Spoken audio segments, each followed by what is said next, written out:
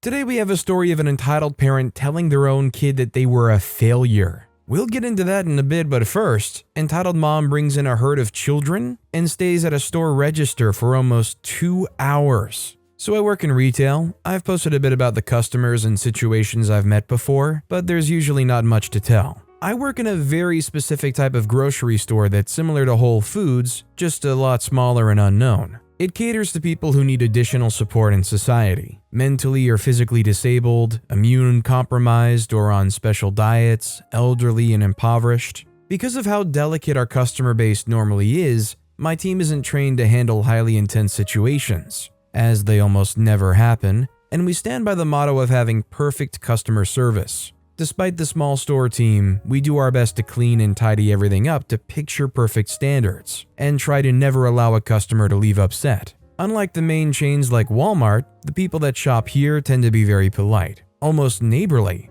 On occasion, of course, there are slip-ups. Things happen, unforeseen events, things we weren't trained for, things we don't have the power to control, and so on. Usually the customers are very understanding if we can't do something, or it takes a while to do. This was not one of those times.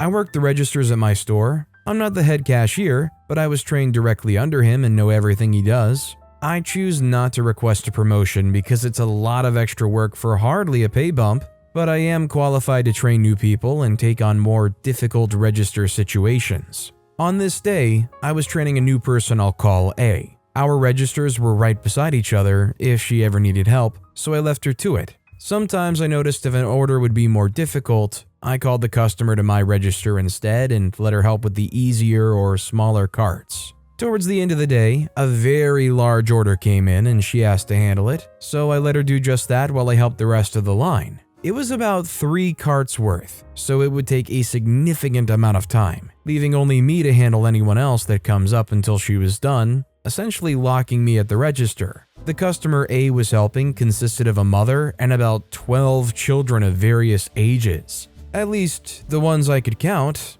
It was difficult to know exactly because they don't want to stay still. The youngest was a very tiny infant the mother was carrying in a baby carrier, while the oldest looked to be a boy likely no older than 16 or 17. Just on that basis alone, I could theorize not all of them were her own, but I didn't exactly ask. The massive group was rather rowdy, but we've had energetic kids before, so I didn't think anything of it. I tuned out the noise while I helped the continuous line, which took about 15 minutes to get through. Between breaks of customers, I would look over to see how A was doing. Each time, she seemed to be doing fine while the mom was bagging, but I found myself checking up on the children each time too. The first time I looked over, the mom had given the baby to one of the little kids, who left the infant in the middle of the floor to run around with one of the other little girls. The register area was large, so it wasn't path obstructing, but I could tell it was becoming irritating for the customers to walk around as they approached me. The group continued to trash the area, but being stuck at my register, I couldn't move to request them to not mess up our displays and reusable bag shelves, and it wasn't good customer service to yell out in front of a customer to another customer. I just told myself I'd fix it after they left and not make a big deal out of it. Each time I looked over, something new was going wrong. The bag display was getting rummaged through with bags tossed on the floor, carts were being messed with and loudly getting slammed back into the cart rows. Multiple times they tried to beg their mother for candy and screaming when she said no. Towards the end, it got to the point one of the children took a basket from someone who had just entered and was about to grab one. Every so often, I would try and call out to the children and ask if they wanted stickers to distract them from their chaos, but with not being able to yell, I was drowned out every time, and I could tell A was getting increasingly stressed. Another half hour passed before I had a decent break in the line again, so I approached A and asked if everything was going alright.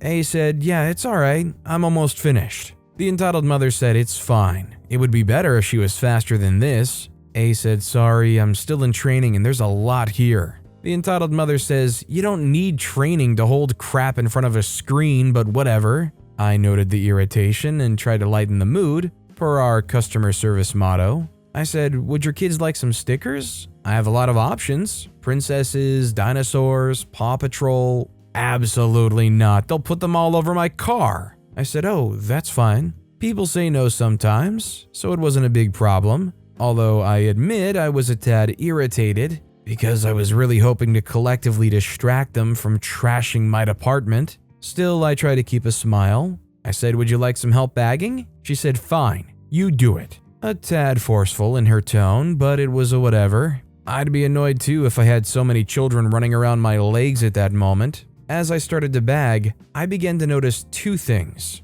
One, the infant was still on the ground, and two, the bag supply was running low, and there was still a whole cart left to go. I said, "Do you have any more bags?" She said, "No, get me some boxes." I said, "All right, I'll get you some. If you don't mind, could you move the baby as well? I think one of your kids set them down and it's blocking the path. I don't want them to get hurt." They say she's not crying, so she's fine. Nobody's going to trip over her there. I said, "It's just that a lot of people use walking devices and can't move very well, and she's right in the middle of the register area." She says, "Oh my God, fine."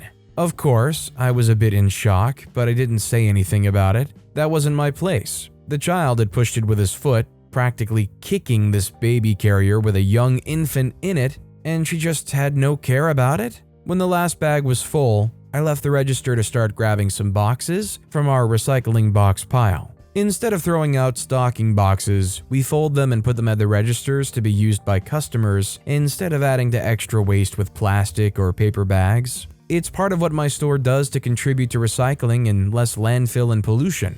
That being said, that means we only have what we have. She says, "Do you have any bigger boxes?" I say, "This is all we have right now. I'm sorry, I'm good at packing though. I'll fill them to capacity for you." She says, "No, I want something bigger. I don't want to make multiple trips in my house." I said, "Absolutely, I understand. I organized the boxes up here myself after they were delivered. I can check for you, but I'm pretty sure this is as big as we have right now. We haven't had a large shipment in a few days. If you'd like instead, we have bags for sale." Although I said that, I was 100% sure that we didn't have anything bigger. I was the only one that organized the register boxes after all. I wanted to be careful with my phrasing though, out of worry that if I sounded certain of something, it would make her more angry than if she could challenge it. She said, "You know what, whatever. The kids can bring them in. Don't pack them too heavy." With a nod, I did as she asked, and the register was silent for a few minutes while A scanned, I packed, and Entitled Mother put items on the belt. At least, it was silent in conversation. The children never let up for even a moment. I packed as much as I could before another customer arrived, and I had to rush back to my own register. It was a small order though, and I kept tuned into A's register the entire time just in case. Entitled Mother says to one of her children, "I didn't realize one of these eggs are cracked. Go back and get another pack. Put these back." A says, "You can leave them up here, it's okay. We don't want to sell a pack with a broken egg anyway." She said, "No, I'm not wasting food, I'll put them back." A says, "It's really okay. We'll just put them in the back room, I think, for the dairy manager to take out the cracked one and put in a good egg." As the customer I was helping left, I turned over to watch the scene. A sounded like she was handling the customer service aspect well, but nobody was trained to handle stubborn customers like this, as again, we rarely actually had these sorts of situations. Completely ignoring A, Entitled Mother handed the pack of eggs to one of the younger children. There was a short conversation between her and the child, which consisted of a long-winded way to say, "Be careful," and almost instantly, the child, after saying okay, tried to run. This led to him tripping over one of the cart wheels, and just like that, he went down, eggs following. Now luckily not all the eggs cracked, but I jumped into action like it was instinct. Only 4 of the eggs shattered, but the small child started to cry. I said, "Are you alright?" Entitled Mother said, "See, I told you to be careful. Now look what you did. This is your fault and someone has to clean it up now. You should have listened to me." I said, "It's really okay. We can clean up the spill. I'm just worried if he's okay. That was a tough fall." She says, "If he's hurt, it's his own fault. I told him to be careful." I say, "We have spills all the time. I'm not worried about it." She says, "He should know better, that's that." The small child stopped his wailing and was trying to hold back his tears while the siblings and possibly friends watched the scene. He got back up and didn't look at me or his mom, refusing to respond to either of us. We have spills all the time. It was way too harsh for a small kid. I wonder why she even asked one of the little ones, rather one of the elder children. The oldest one, the boy I mentioned previously, had been standing by the register in total silence the entire time. He acted completely unresponsive to everything that's happened so far, and might as well have been a statue. Seeing how the little boy wasn't going to reply, and the entitled mother was insistent on scolding him every time I tried to dismiss blaming him for an accident, I went back to my register and paged for a spill cleanup. Once again, getting stuck in my register with another customer appearance, the situation was starting to feel draining. I almost considered sneaking the poor child a sticker, but I didn't want to cause any issues with entitled mother. I got stuck in my register for the longest time with a consistent line and many larger orders. Almost an hour passed, but I hadn't even noticed because the entitled mother was still there. How long did an order like this take? A was still new, but at this point it had almost been 2 hours at one register. It was astounding. Orders of that size took maybe 30 to 45 minutes. Maybe an hour if you have to bag as well and are still new. So I looked over to see one of these store managers standing there now. What on earth was going on in the time that I was distracted? A and the manager both seemed to be struggling with something. So, time to roll up my sleeves and whip out my knowledge. What's going on? I say, is everything okay? Something I can help with? Manager says, we're having a problem and trying to figure it out. Maybe you know? I say I can try. What's the problem? A says, I finished scanning everything and she paid. The entitled mother jumps in, and I forgot to use my coupons. I want to use them now. I have a lot of discounts. A says, how would she use them? I say you can't use a coupon after you pay. You would need to refund everything and scan them again onto a new transaction. The system already took a payment. She says that's ridiculous. I have coupons that I didn't use. I should be able to use them. She didn't ask if I had any. The manager says, we're only required to ask if you have a phone number. We couldn't have known if you have coupons. Did you put in your rewards number? She says I did, but I have coupons too. I say if you want, you can move to my register and I'll scan everything again. I can be very quick. She says no, this is a manager issue. I don't trust you. The manager says, ma'am, OP knows more than I do to fix this. I know about general store problems. This is a register-specific problem, and OP was trained on the register for over a year by the cashier manager. They're the best person to help you right now. Entitled mother says, so get the cashier manager. I don't see what the issue is. I say they have off today. How many coupons do you have? I'm sure I can fix this for you. From here, entitled mother dug into her purse and started grabbing handfuls of papers. She dropped coupons on the counter in bundles. As she was still grabbing the rest, I started to shift through them to see what we were dealing with. As I was looking, another customer appeared and the manager stepped away to help them while I focused on the situation. I noticed something about the coupons pretty quickly. Some were expired extensively. Some expired 2 years prior. Some had products that we didn't even carry anymore. While there were a few that were still valid, a vast majority of the pile was ineligible. I couldn't help but wonder how long she'd been saving coupons for this. I said, I'm not sure the computer will accept most of these. She says, I knew it. You're useless right now.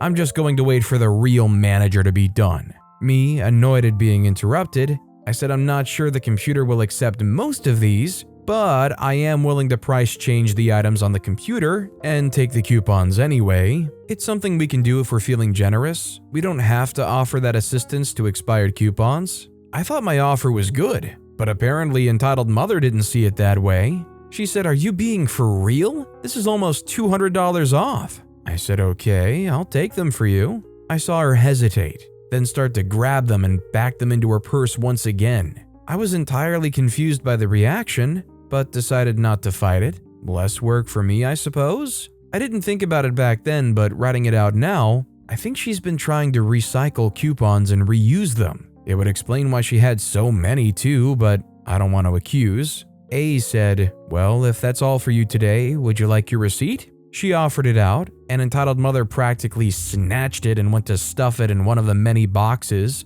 She called for some of the children to start helping her push the carts, and finally picked up the infant from sitting on the floor the entire time. I didn't notice it until she was walking out, but there were just too many children to keep an eye on. But one of the youngest girls that had been laying on the floor by the bag shelf had actually been licking the floor. How do I know that? Well, I hadn't mopped yet, and there were some pretty visible wet tongue marks on the floor when I was cleaning the bags up afterward. So yuck for that. Who knows what germs a grocery store checkout floor has? The worst offense after everything was discovered afterward though. During closing duties, the store already locked, the manager came up with a mop bucket. He was on his way to the bathroom and informed me that the men's room was covered in pee. Not just the toilet seat or floor, but it was on the walls, the baby changing station, and we also needed to put a new toilet paper roll. None of our customers had done something like that before, and nobody complained about it during the day, so it definitely happened later in the evening. The manager is convinced the mother and group of children were the culprits. As for A, she was fine, a little startled, but she was just happy she didn't get in trouble about the coupons. She mostly works on stocking now though, and only stays on the registers if we need additional cashiers. So sorry the story might not have been that exciting. No Karen boss fight or epic owning. Our store really likes ideal customer service, but the behavior of the entire group, save for perhaps the older kids, won't leave my memory for a while. Honestly, the only saving grace of this entitled mother is the fact that they paid for their cartfuls of groceries. I would be afraid with an entitled mother like that and with like 12 kids running around the store that you're gonna get to the point where you have all these carts there and then all of a sudden the card says, declined. What a nightmare scenario that would be. Our next story is entitled Mother Withholding Inheritance. Update. I've learned the date set by my mother on the shares platform of when I can access the money, my 25th birthday. I can try to claim that she set the date and put in the inheritance without talking to me first, but it'll be a he said, she said thing. I consulted a legal professional about my situation, and they could look into taking legal action for the savings account issue, but since I've received that already, it doesn't seem worth it. Thank you all for your support with this. I feel very sad and defeated. On the positive side, even though I don't have access to the inheritance, technically my mother doesn't either. If she was to withdraw the inheritance money or any money under my name from the shares platform, then I can charge her for theft. This isn't the end of me talking about my entitled mother though, just the end of this section for now. Thank you for following along, have a lovely day. So a quick background info on this story is essentially OP was entitled to an inheritance, but their mother took it and put it in some kind of shares account that OP had no access to. So obviously OP did the right thing here in getting some legal consultation. I think it's a bit shady that they wouldn't be able to access this still. I think they should be able to, but at least it's apparently not in a situation where the mom is clearly going to keep it for herself, hopefully. Our next story is Tales from My Time Living with Entitled Parents and Their 2 Babies. I recently made a post talking about how my uncle Kyle, his girlfriend Jessica, the entitled parents of my story, and their 2 babies moved into our house. They lived with us for 6 months. After making my first post, I started to think of all the crazy things that happened while they were living in our house and thought I might share a few. Also, I wanted to ask people to stop blaming my mom for all this, or at least try to understand her perspective. It wasn't an easy decision, and she did it out of love for her baby nieces who didn't deserve to suffer. So when Kyle and Jessica first moved in, I didn't have my driver's license, just my permit. So since they were already at home doing nothing, it took Jessica months to find a job and Kyle never got one. Kyle and/or Jessica drove me to school in the mornings. Because of that, they kept a car seat in the back of my car. They did have their own car, they just didn't want to drive it because then they would have to pay for gas.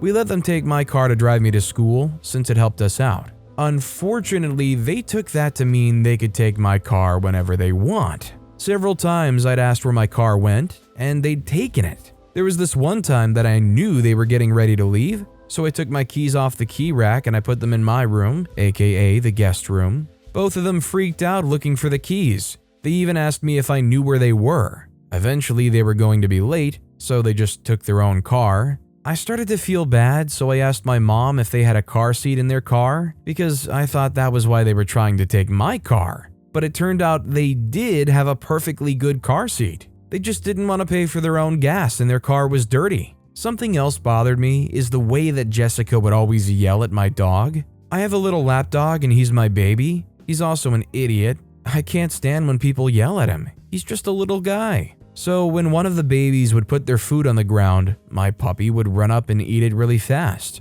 That's when Jessica would usually start yelling at him, and one time she even kicked him outside. I got really mad about that. Something else that really bothered all of us was when they took food upstairs. We've had this rule forever that we don't take any food upstairs because my dad is afraid of ants coming in. They knew this because my dad was always getting on them about it. One time, Kyle was eating food and Jessica told him to go upstairs with her. When Kyle told her he was eating and couldn't take it upstairs, she said, "Who cares? Just bring it." Me and my dad were both in the room and my dad got really angry. The food was a huge problem the whole time. When I eventually got my room back, I took out all the furniture and deep cleaned because it was nasty. I found a whole plate of spaghetti under the dresser. You couldn't walk in without stepping in crumbs. They also stole my Netflix and Hulu profile. They didn't even make their own. They stole mine. Like, what's even the point of that? Anyways, there's a couple of stories from living with Kyle and Jessica. I swear, something different happened every week, so I have no shortage of stories. Their behavior is pretty horrendous. Just from what OP described, I don't really think they were that fit to be parents, to be honest. Like, I feel bad for that kid. They probably make them lap the food up off the floor when the kid does put their food on the floor. Our next story is, entitled parents are back at my brother's throat. So about a month ago, I posted how my parents threatened to kick out my brother since he wasn't doing anything with his life. And my parents discovered he's gay and had been chatting with a guy over Telegram and Discord with him, and my dad lit him up. But he was doing something with his life. But my parents didn't like what he was doing and decided to make it their problem. Anyways, he's still getting kicked out 5 days after he turns 18, which is legal since he'll no longer be a minor, which is BS because he'll be on his own. Not only that, his phone will be taken, his video games he bought with his own money, and anything he owned. Sure, they're probably gonna let him pack a few things, but I don't think they're gonna be merciful. My parents being cutthroat a week ago and yelled at my brother for being a disgrace to this family, and he took it like a champ and didn't even give a reaction. My parents don't give much love to him anymore either, and to make matters worse, I don't think anyone will go to his graduation part besides family, since a lot of people at my school heard my brother's gay from my parents and my little brother. I'm not gay myself, but the crap my parents pulled a month ago makes me mad. I just don't think what my parents are doing to him is great, but this is what life is. Honestly, him never getting any contact from those parents again is probably for the best. And I think OP should reach out to their brother and know that they're with them. Obviously, I don't want OP to get into a tough situation themselves. What's for the best is for OP to keep it low-key around the parents until OP can get on their own 2 feet, and then OP themselves could probably go no contact or at least tell them how they feel and about how what they did was wrong. This next story is, these parents are so freaking awful. Yesterday, I was sitting on a bench listening to some music and watching some people play chess, giant version. A few kids that were around the age of 7 to 10 came up to me and began being a little annoying, pulling on my hair, yanking out my earbuds, etc. I tried to ignore it for a while until they started asking what gender I was, and to make it easier, I just said boy, because I feel more like a boy than a girl. I'm trans mask. Then those little shirts started calling me a girl the entire time. I asked them to stop, but they kept on going. I got tired and started to walk away to play chess with the people I was watching because it was my turn. The kids started to run around the playing board, moving the pieces and making it really hard to concentrate. Also started to tell me that I'm a girl and stop pretending that I'm a boy. I wanted to strangle them or something. Eventually the parents came, but they didn't stop running around and calling me a girl. At this point, I walk up to the parents and ask them if they can control their kids. But the parents say that they're just being kids and to let them run around. I pointed out the fact that they were being little shirts and they were running around our match of chess. A few more minutes of this and I started to lose it. I began crying and just put my hands on my ears hoping it would stop. The parents then took away their kids and said I was a little baby. I told them I was trans and that it was really freaking hurtful when people call me a girl because I've been dealing with that my entire life. I can't just ignore that, it's not that simple. Sorry for the rant, I just needed to get that out of the way and this helped me get it off my chest. I'm not even angry at the kids, more at the parents, because they're probably the reason that those kids act that way. Probably is an understatement, they're definitely the reason those kids act that way. I mean, look at how little responsibility they instilled in those kids. They not only let it happen, they essentially encouraged it. Our next story is, my dad told me I was a failure as a man and as a son because I told him I wanted to go to Hawaii on vacation. So back in October, I got a new job, and when I got the job offer, I asked them what the latest possible start date was so that I may travel. They gave me a month. So I decided that I'll solo travel to Hawaii, as I've always wanted to go my entire life. Well, when I told my dad I wanted to go, he immediately asked me when I was going to grow up and stop acting like a child. That traveling is a dream only children have. He then told me I'm a failure as a man and as a son because I wasn't married at 25 and haven't bought my parents a house. Mind you, my relationship with him is significantly better than it is with my mom. By the way, still went. I don't understand what's emasculating about going to Hawaii on vacation. Also, what is this with buying your parents a house? 1950? Unless you hit the jackpot, not many people are just going around willy-nilly at 25 buying their parents a house. I mean, what kind of ridiculous stuff is that? This next story is, my cousin moved in, stole huge sums, moved abroad, and I want revenge. Not really revenge, but I want her butt handed so she can return everything to me. She manipulated my father, her uncle, into thinking she isn't financially supported and that her parents and family back home in another country are abusive. My dad was kind enough to give her a roof over her head. Long story short, I found out that she's stealing money, objects, etc., reselling them, and making the money also disappear for her own crap. The sum is pretty huge calculated together with the financial aid my family gave her. I found out too late, and now she's back in her home country. I'm visiting my family in that country soon, and as much as I want to beat her up, I just honestly want to find a way to return everything to my dad. The main one she stole from. Ideas? Maybe doing it from distance somehow? I mean, I wish OP the best of luck, but I don't have any great idea on how to get back at her, how to get this money back, especially when they crossed country lines. I mean, my best guess would be some kind of legal system, but I don't know how well that's going to work in a different country. Definitely is reminiscent to me though of like people who are addicts to things and they'll steal their own relatives' items and go to pawn shops to get money. I just feel bad for anybody that gets stolen from. I think it's a very complex situation if you want to actually get the money back. But with that being said, that's all the time we have for today. Now, if you want to hear another crazy entitled parent story, check out that video on the left. Or if you missed my latest video, check out that video on the right. That said, I'll see you all next time with some more stories.